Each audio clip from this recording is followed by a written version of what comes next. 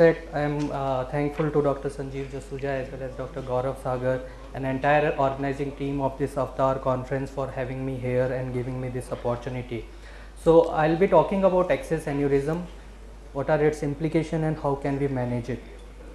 So what do we mean by aneurysm? So basically aneurysm is derived from a Greek word aneurysma, which means dilatation. So if we are talking about aneurysm of blood vessels, then it is defined as localized, abnormally dilated, blood-filled, balloon-like outpouching in the wall of blood vessels. So this is the Wikipedia definition of what is aneurysm. So basically we have two types of aneurysm, one which is known as pseudoaneurysm and second which is known as true aneurysm or aneurysm as such. So what is pseudoaneurysm? A pseudoaneurysm in which there is focal disruption of vessel wall and there is collection of blood which is confined by either neointimal tissue or a fibrous tissue. While in true aneurysm, it is again the disruption of vessel wall and collection of blood, but it is confined by all the three layers of the vessel wall. So we have all the three layers. In pseudoaneurysm, we don't have any vessel wall layer. It is either fibrous tissue or a neointimal tissue. So this is the basic difference between a pseudoaneurysm and a true aneurysm. Now coming to access aneurysm, what happens to aneurysm in vascular access? So these aneurysms can affect both the AV graft as well as AV fistula. So while in AV graft, as there is no blood vessel, actual blood vessel, it is a PTFE graft most of the time. So it is most commonly it is pseudoaneurysm. While in AV fistula we can have both true aneurysm as well as pseudoaneurysm, but again the pseudoaneurysm is much more common as compared to true aneurysm even in fistula. Now there are various definitions, but most people agree that for it to be called as an aneurysm, the size should be at least 1.5 to 2 times of the native mature vein. And what about its incidence? Now because there is no clear-cut definition when we should call particular dilatation an aneurysm, so the difference in incidence is also huge. So as you can see, it varies from as little as 0.6% to as high as 30%. And I feel this access aneurysm, although all complications of AV access are underreported and neglected, the aneurysm is the most neglected complication of AV access. And you can see this wide variation in incidence reported. And usually it is a slow process which occurs after a few years of making of AV aneurysm, of AV fistula or AV graft, but it can occur immediately as well as in recent also after making the access. And these are the two pictures where you can find that this aneurysm can just be mild dilatation of the AV fistula to a huge fusiform dilatation of the AV fistula. So it can vary, and that is why there is difference in the incidence reported, that when you should call it as aneurysm rather than just simple dilatation of a vein. Now why does this aneurysm occur? There are various risk factors for why aneurysm should develop. And this is as the first and foremost is a long standing AV fistula or AV graft. The more the period after making the fistula or graft, the more the incidence of AV aneurysm, and why it happens, so I'll talk later. Then buttonhole technique or repeated puncture at the same site. This also has been described as a risk factor for developing AV aneurysm. Outflow venous stenosis. Many times this aneurysm is associated with outflow venous stenosis. And if we have punctured artery rather than vein, then it can also lead to aneurysm formation. So what happens is that a long standing high blood flow rate and repeated dialysis sessions. So as the period on fistula or graft increases, this fistula or the graft material is then subjected to a long standing high blood flow rate.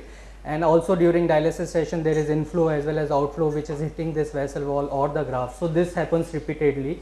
This results in shear forces which damages either the elastic fiber of internal elastic lamina, or it results into degeneration of the AV graft material over a period of time.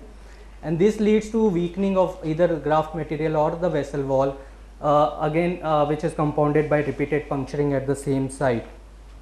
So all these factors then ultimately result into destruction of vessel wall and replacement by biophysically inferior collagenous tissue. And then there is starting of the dilatation, because there is weakening of this vessel wall, it starts dilating. And if you remember your physics high school, there is law of Laplace, which says that as this aneurysm or any diameter increases, the pressure increases, and then it becomes a vicious cycle, and then it continues to progress spontaneously because the wall stress become greater and greater with increasing diameter of aneurysm. So coming to the clinical spectrum, so it can be asymptomatic. The patient can have absolutely no symptom, rather just there is a dilatation and there is an unsightly appearance at the grafts or the fistula site. Other than that, there is no symptoms. But then there can be varieties of symptoms also, like there can be rapid increase in size. Because of this aneurysm, huge aneurysm, we will not find appropriate area to cannulate and to get a proper blood flow. So there will be difficulty in needle cannulation. Poor blood flow during dialysis, which is often related to needle position, but then this aneurysm can also get thrombosed and resulting into thrombus formation, which again will lead to poor blood flow.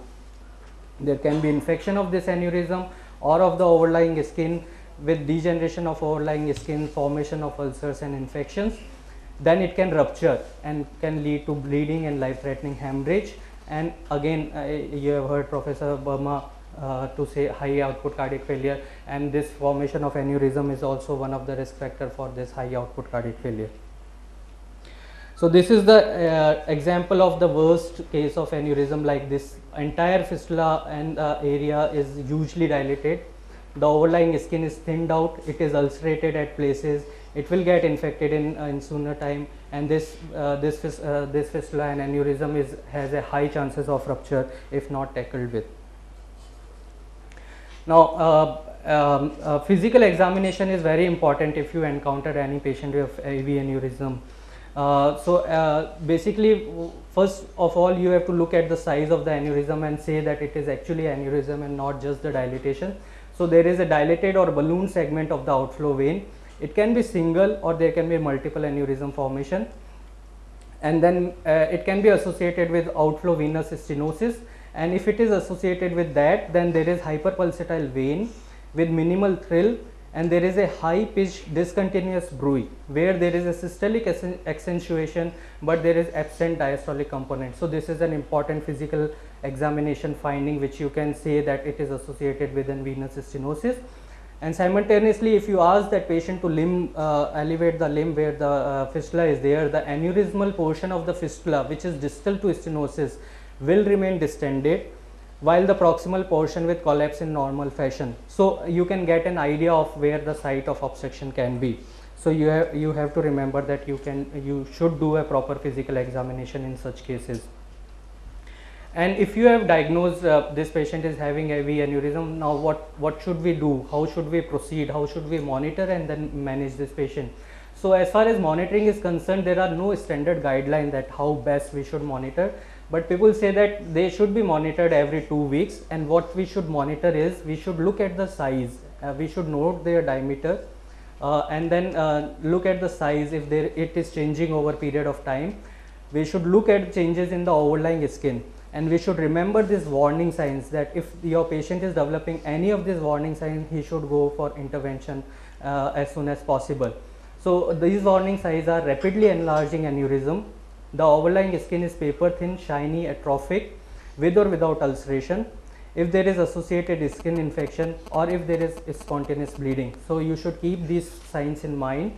You can also take the help of ultrasound for identification of thrombi within this aneurysm and assessment of outflow stenosis.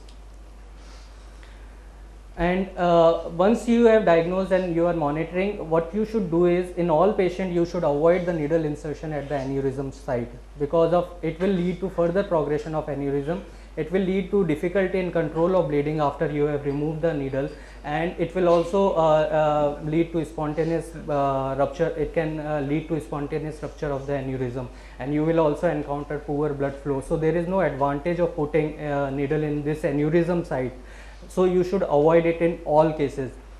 If your aneurysm is stable, that is there are no warning signs, then you should continue to monitor this patient. If you have diagnosed outflow stenosis, then you should treat it with the help of fistulogram to identify and treat outflow stenosis, and you should continue to monitor it.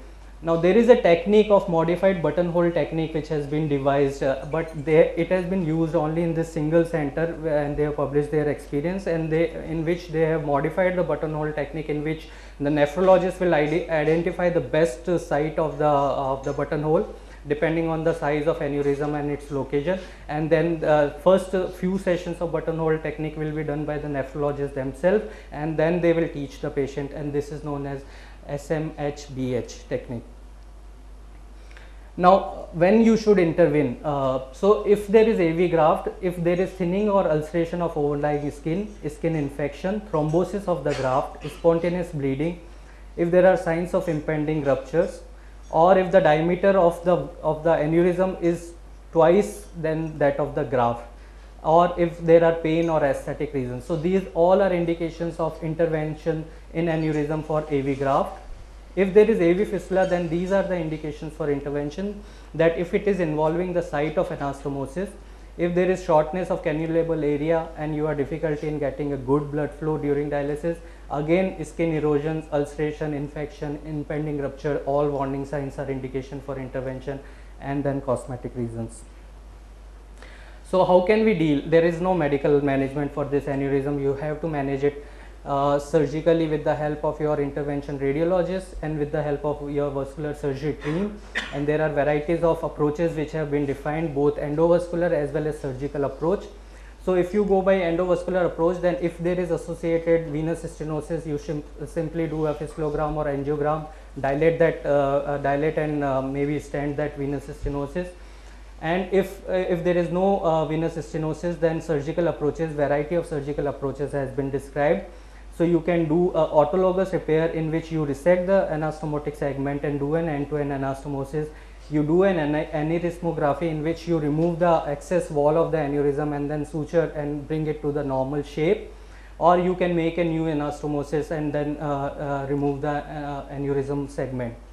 Then you can also do repair with using synthetic graft, that you remove that graft and replace it with synthetic graft, partial or total graft excision, and as a final resort, if you are failing with all these measures, then you should do ligation and resection of AV fistula, so that the bleeding or any life-threatening complications does not develop in these cases. There are other options which people have tried, is that ultrasound guided thrombin injection, in which you do an ultrasound Doppler, identify the aneurysm site, inject some amount of thrombin depending on its total volume, and then wait for the occlusion. You can also do simultaneous compression with the probe of ultrasound. So you compress it, you identify the aneurysm, inject the thrombin into it, compress it for a few minutes, and then you hope for that it whatever the opening is there will close. Or you can do thrombectomy also if there is associated thrombus. So this is a flow chart which I have got from one of the article, in which how to approach if you have identified a patient with excess aneurysm. So first of all, you should do a proper physical examination, and you should look for the warning signs. If there are no warning signs, then you should continue to wait and observe the patient. But if there are any of these warning signs, you should immediately go for intervention, either endovascular or surgical, depending on whatever is the cause of this aneurysm. And if there is no warning sign, then it depends on what kind of aneurysm is this, and then you monitor, and finally you do any kind of intervention which I have already described. I am presenting one of our cases which we have dealt with endovascular approach in close collaboration of our intervention radiologist. So this was a 57-year-old male who was hypertensive for 6 years on irregular medication, and he developed 6 months back he developed ESRD. A left radiocephalic end-to side AV fistula was made, and then he was started on dialysis. Then he presented with immediate pain and swelling on the left forearm immediately after dialysis to us. And this is the photograph. You can see this is the anastomosis site. This swelling is little bit farther from what the anastomosis site is there, and there was a huge swelling which was associated with pain. We did an ultrasound, and what we found was this large aneurysmal dilatation, which was the size of 6 centimeter into 3 centimeter. So it is more than double. Normally we expect anything more than 1.5 to 2 centimeter, we should label it as an aneurysm. So it was 6 into 2.8 centimeters, so it was definitely an aneurysm. And then we also see that there is typical yo-yo flow which is seen in aneurysm, in which there is a arterial flow and then down there is a, so this is known as a yo-yo flow, which confirms here that we are dealing with an aneurysm. So what we did was, initially we tried thrombin injection. So you can see this was the aneurysm area. We injected thrombin and we compressed it with ultrasound probe, and now this entire aneurysm area is filled with the thrombus. So this all echogenic material is thrombus, but despite it being thrombosed, the opening was still present and the blood flow was still coming from the opening, and this is being depicted in this angiogram slides. So you can see in this, there are more slides in which you will better appreciate. So this is the site in which there is a outflow of blood which is coming into this aneurysm. So basically what happened is that instead of puncturing the vein, somebody has punctured the artery, and because of this arterial puncture, it has led to this pseudoaneurysm formation where there is an opening in the artery which was not completely occluded, and then this lead to this pseudoaneurysm formation where this is surrounded by the fibrous tissue and not actually the vessel wall. So this is a pseudoaneurysm with site of leakage here, and you can better appreciate it here. So this is the artery, and from here this was the puncture site which was not closed properly, and then there is a leakage of blood or contrast from this arterial site into this pseudoaneurysm. So what then we did is that we did a stenting procedure in this across this site of leakage. So we proceeded, we inserted this stent, and this is the stent you can see in this film, and this is what happened after a stent, that there is no more leakage of blood into this aneurysm, pseudoaneurysm. It has stopped because this opening has now been covered by the stent. And this is the site of swelling after I think 1 or 2 months, that this swelling has completely subsided with absorption of blood, and this patient is completely doing fine. So this is one of the way which we have approached, but there are numerous ways in which you can approach a case of aneurysm or pseudoaneurysm. So thank you very much, and I'm ready to take any questions.